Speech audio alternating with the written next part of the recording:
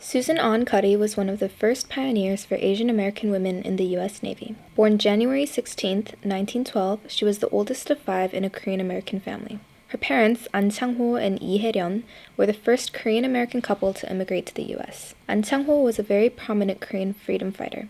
At the time, Korea was still under colonization by Japan, who was trying to eradicate Korean culture. Ahn Chang-ho participated in the efforts for freedom in Korea, and in the process had moved with his family to the U.S., specifically Los Angeles, California. He always taught his daughter, Susan Ahn, of the importance of always remembering her Korean roots. Inspired by her father, Ahn attempted to join WAVES, or Women Accepted into Volunteer Emergency Service, in 1942 during World War II. WAVES had been created by the Navy Women's Reserve Act, signed on July of that year by President Franklin Delano Roosevelt due to the need for more people in the Navy to help with World War II efforts. It opened the ranks of the Navy to women. At first, Ahn was rejected because she was Asian. However, she reapplied in December 1942 and was accepted.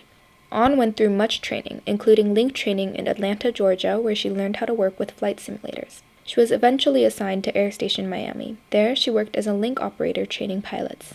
She was also temporarily assigned to be an aerial gunnery instructor, where she instructed air crews in how to aim at moving targets. Eventually, she was recommended by an officer for officer training. Ahn finished this training and was commissioned as an officer in WAVES in fall of 1943. Later in the year, Ahn took her Korean skills and was sent to the Naval Intelligence in Washington, D.C. For the first couple of months, she was discriminated against for her race. However, she soon proved her skill and was assigned to increasingly important tasks. Ahn left the Navy in 1946, but she would continue in this line of work later as a civilian at what would come to be called the National Security Agency. WAVES, the program through which Ahn had joined the Navy, was not intended to be permanent. Women could only stay in their military positions for the duration of the war. However, after World War II ended, the temporary nature of WAVES was modified by President Truman, who signed the Women's Armed Service Integration Act on July 30, 1948. Women could now stay in the Army or Navy permanently. Enthusiastic war efforts made by women like Susan Ahn Cuddy was what made this possible. To learn more about such women of the past, as well as women in the Navy right now,